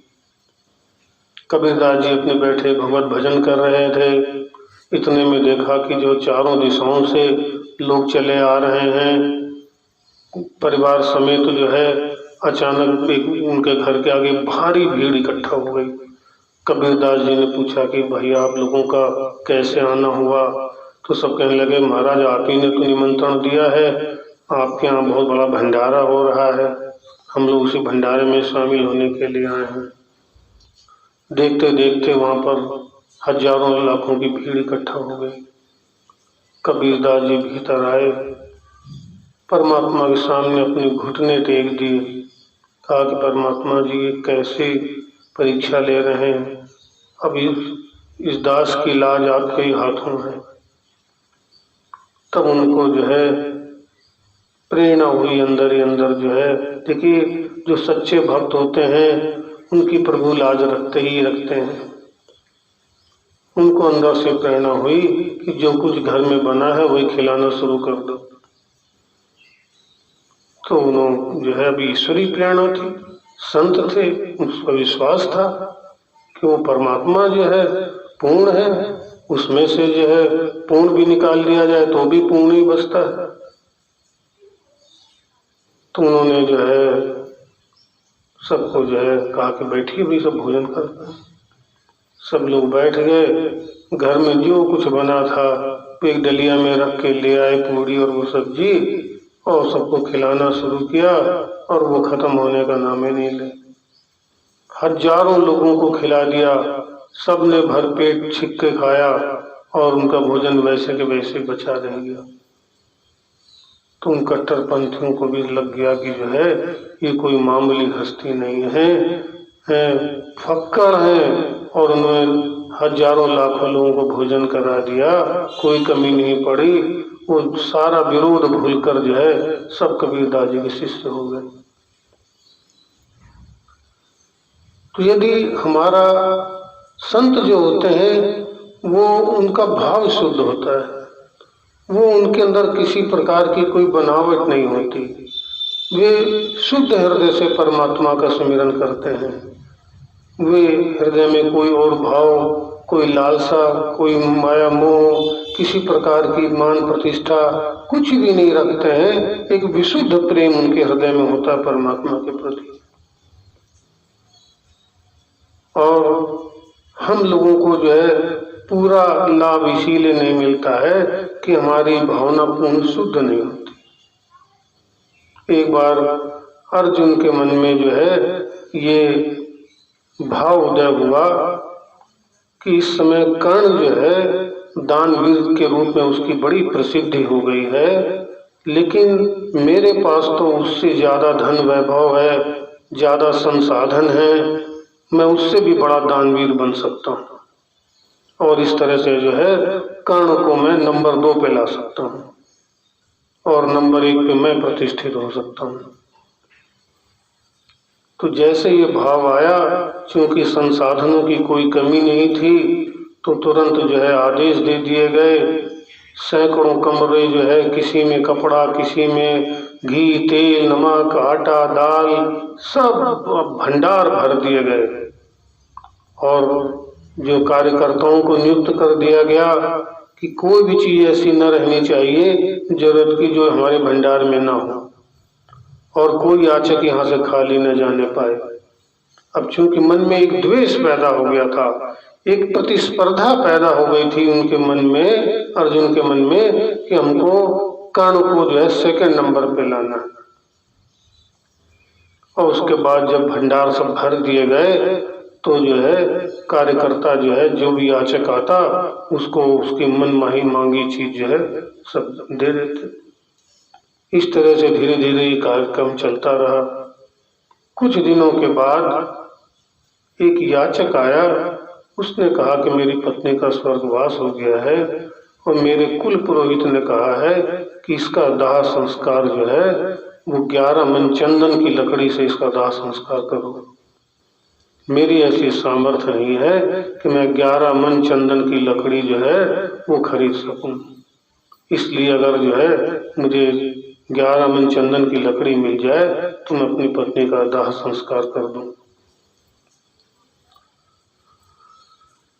तो कार्यकर्ता ने उससे कहा कि भाई और कुछ भी आप मांग लीजिए, दुर्भाग्य से इस समय जो है चंदन की लकड़ी जो है वो स्टॉक में नहीं है।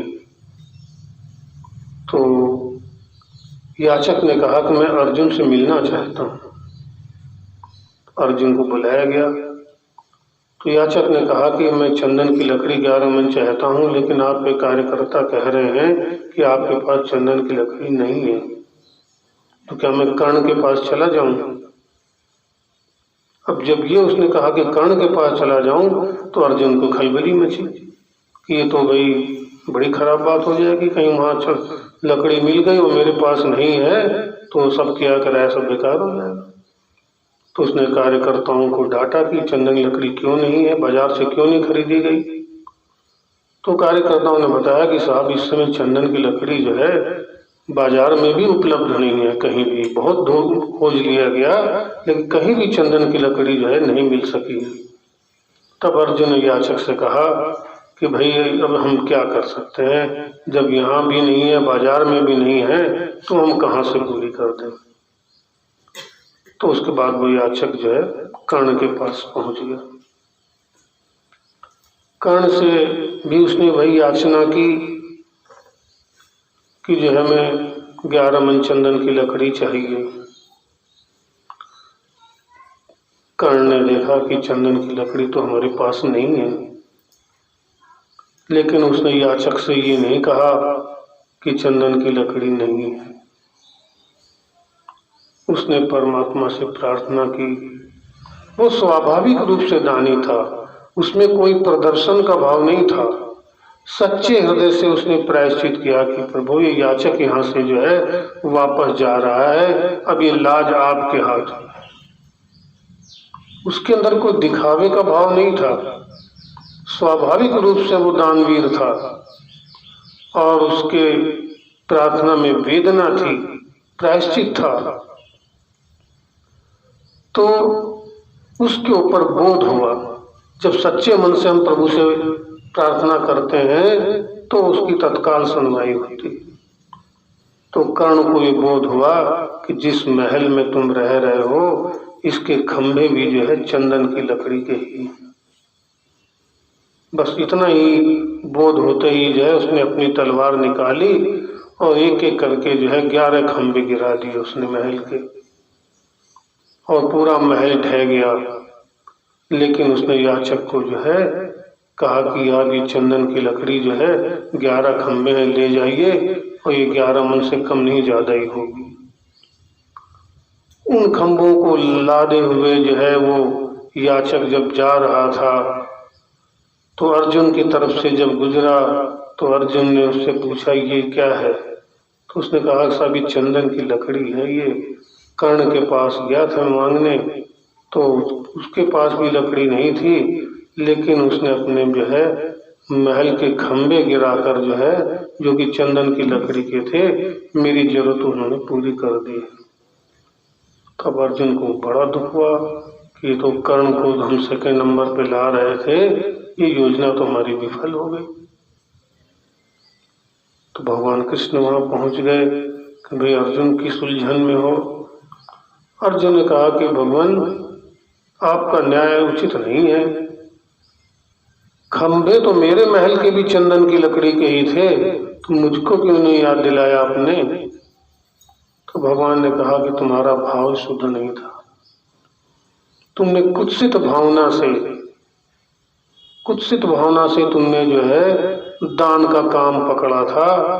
तुम्हारे अंदर स्वाभाविक रूप से जो है दान का कोई स्वभाव नहीं था।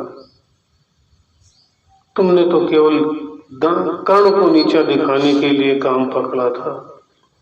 तुम्हारे अंदर कोई अगर सच्ची वेदना होती कि कोई याचक वापस न जाने पाए, तो तुमको भी बोध कराया जाता, तुम्हारी भी लाज रखी जाती।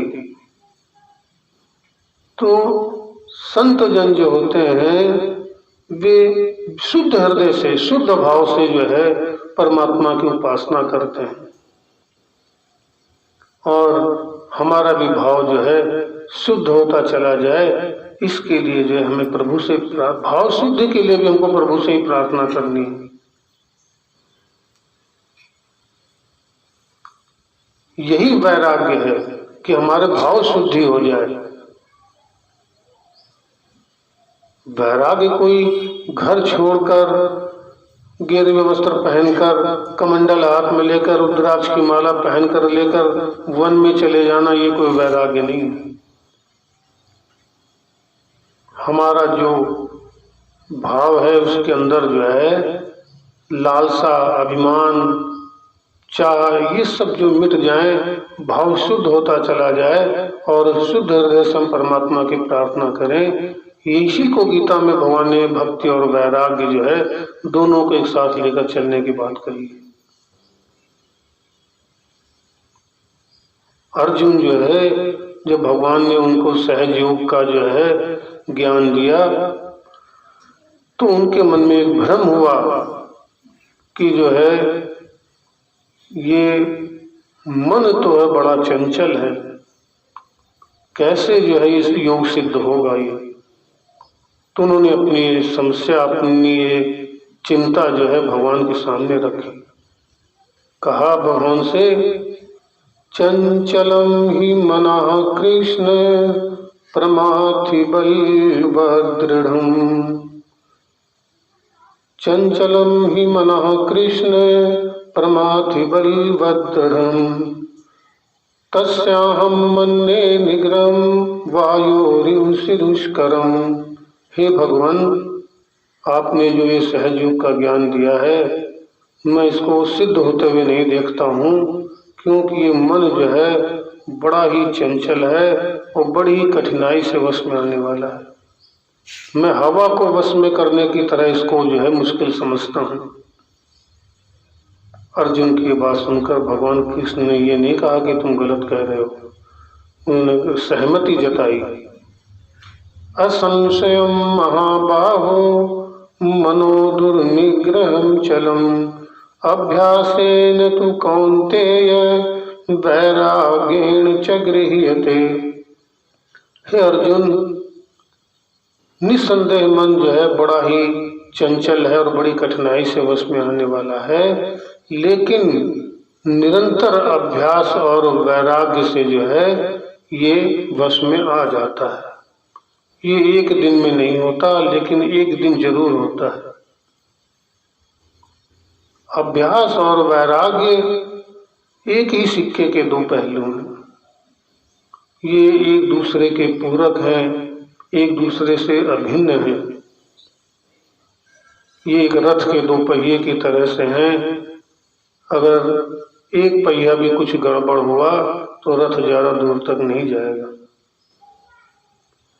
और इसीलिए हमारे यहाँ के बुजुर्गों ने जो है अभ्यास और वैराग्य दोनों को एक साथ लेकर चलने वाला जो मार्ग है वही अपनाया। उन्होंने अपने रहने को इतना शुद्ध और पवित्र बनाया, अपने भावों को इतना शुद्ध किया कि जिससे जो है उनका जो है जो भक्ति और प्रेम जो है वो अपने आप प्रशस्त होती चली गई। अक्सर जो है आजकल के जो सत्संग कथाएं जो हो रही हैं उनके अंदर जो है उनका सारा ज्ञान जो है प्रवचन तक सीमित रह जाता है। उनको आत्मबोध स्वयं को नहीं है, वो दूसरों को आत्मबोध क्या कराएंगे। वो रोचक कहानी, किस्से, वो शास्त्रों के श्लोक, ये सब जो है तो बहुत जो है सुना दिए जाते हैं, लेकिन उस असल तत्व की अनुभूति नहीं करा पाते।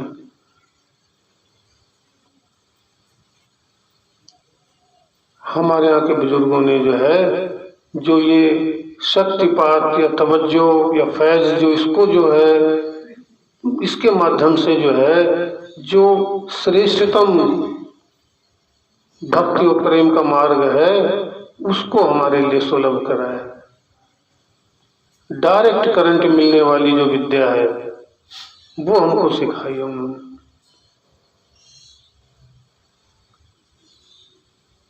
आजकल तरह तरह के जो है सत्संग चल रहे हैं, तरह तरह के जो है उसके अंदर आधुनिकता भर दी गई है। हमारे यहाँ जो है एक आते थे तो वो हमारे मित्र के जो है साथी थे, तो वो पहले जो है किसी सत्संग में किसी संप्रदाय में जाते थे तो वहाँ का उन्होंने जो है सब हाल बताया।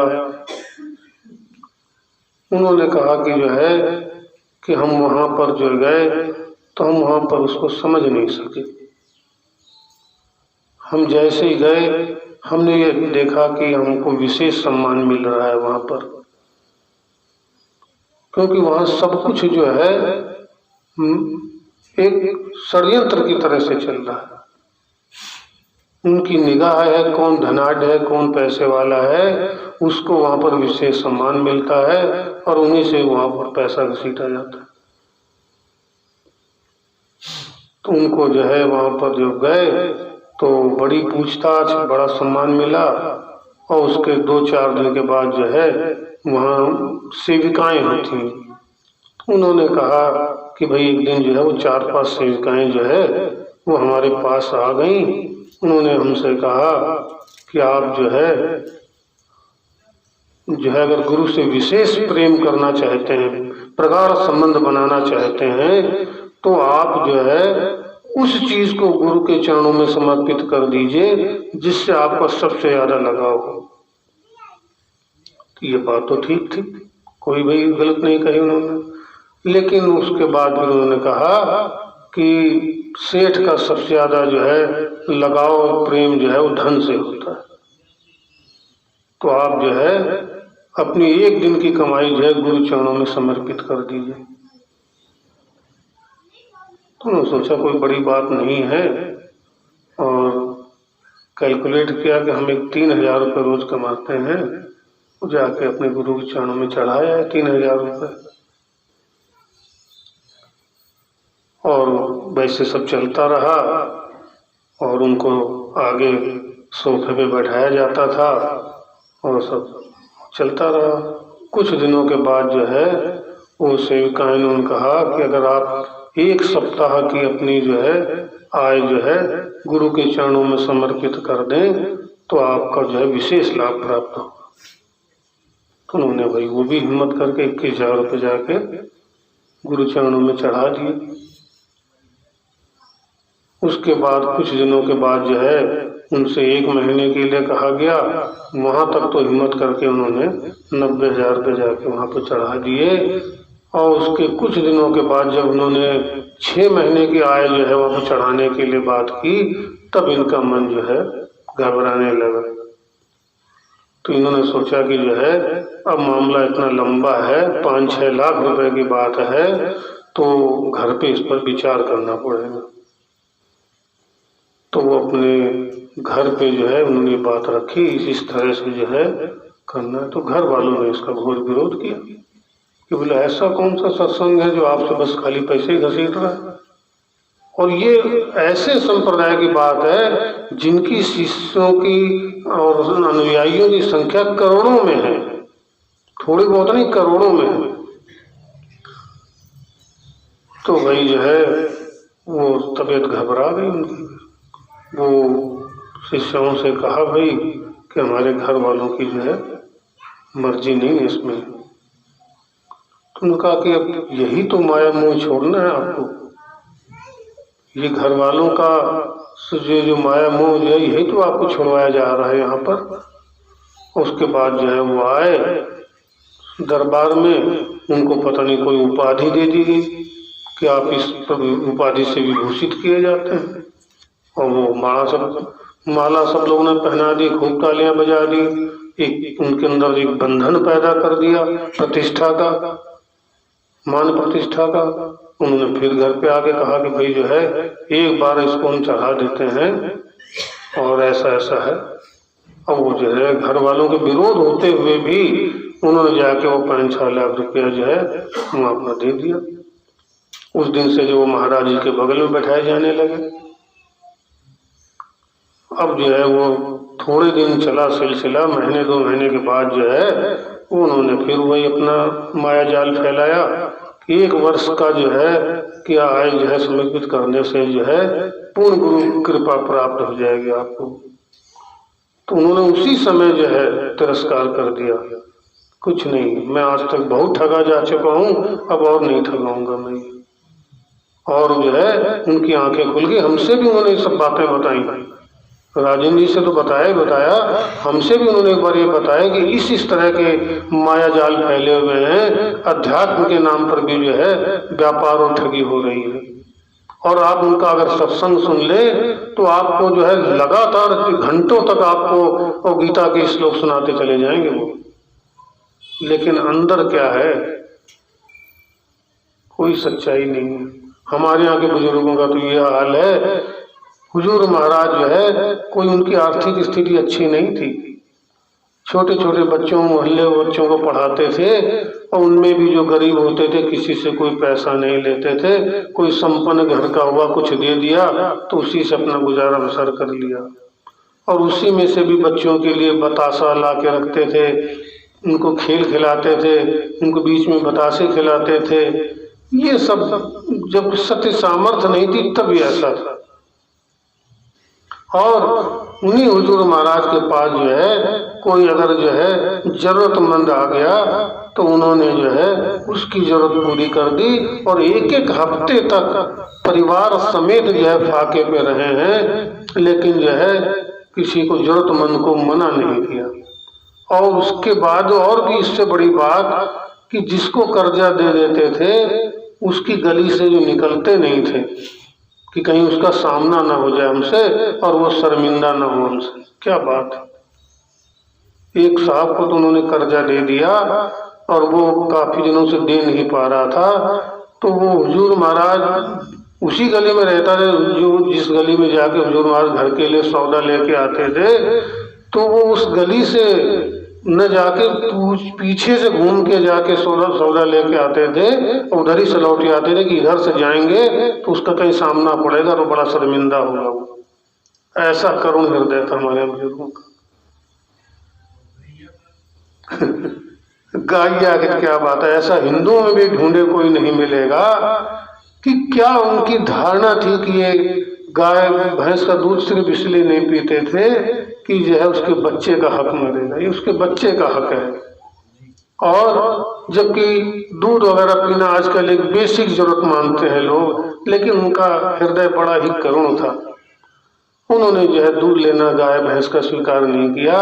जब कभी बहुत जो है कमजोरी की बीमारी की हालत में वैद्य या हकीम दूध लेना बहुत जरूरी बता देता, तब भी दूध वाले के पास जाते, उससे पूछते कि तुम्हारी गाय कितना दूध देती है, और पूरा जितना बता उसका पूरा पैसा दे के अपनी जरूरत भर का थोड़ा सा लेके बाकी दूध अपने सामने जो है वो बछड़े को पिलवा देते थे।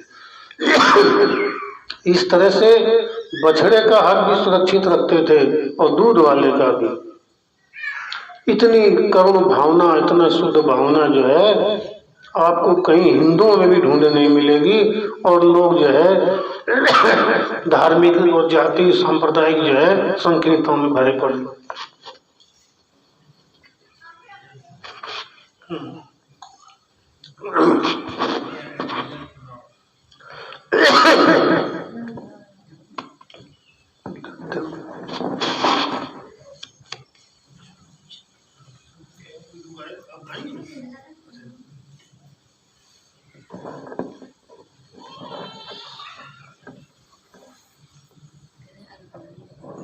दुल्हन चले जब अकेली तो सतनाम की धुन लगाई गई है। मैं कैसे दुल्हन चले जब अकेली तो सतनाम की धुन लगाई गई है। चले जा कहरवा तो लैके के डोलिया, चले जा कहरवा तो लैके के डोलिया, तो द्वारे से डोलन उठाई गई है। मैं कैसे दुल्हन चले जब अकेली तो सतनाम की धुन लगाई गई है।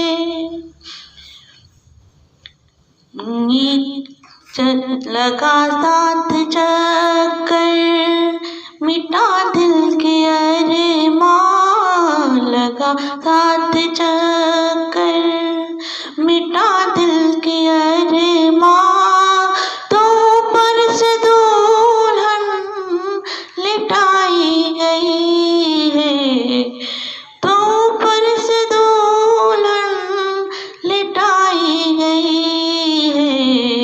मैं कैसे दुल्हन घी धूप चंदन से, घी धूप चंदन से चिता को सजा कर, घी धूप चंदन से चिता को सजा कर, तो नीचे से अग्नि लगाई गई है। मैं कैसे दुल्हन चले जब अकेली तो सतनाम की धुन लगाई गई है।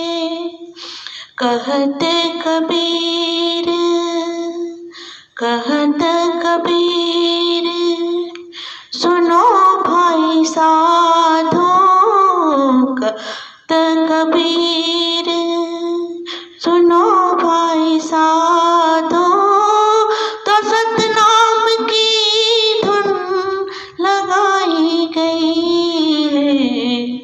मैं कैसे दुल्हन चली जब अकेली तो सतनाम की धुन लगाई गई है।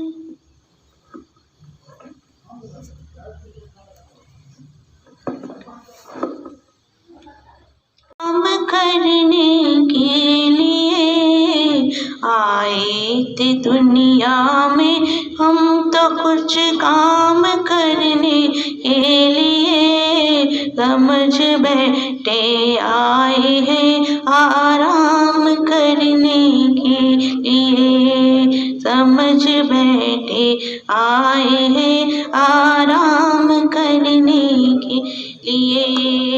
दर्द उल्फत का ही दिल में मायने रखता है कुछ, दर्द उल्फत का ही दिल में आईने रखता है कुछ, वरना दिल बेकार है बदनाम करने के लिए, वरना दिल बेकार है बदनाम करने के लिए।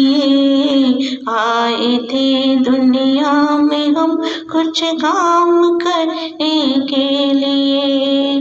दिल वही अच्छा है जो उल्फत में तेरी मर मिटे, दिल वही अच्छा है जो उल्फत में तेरी मर मिटे।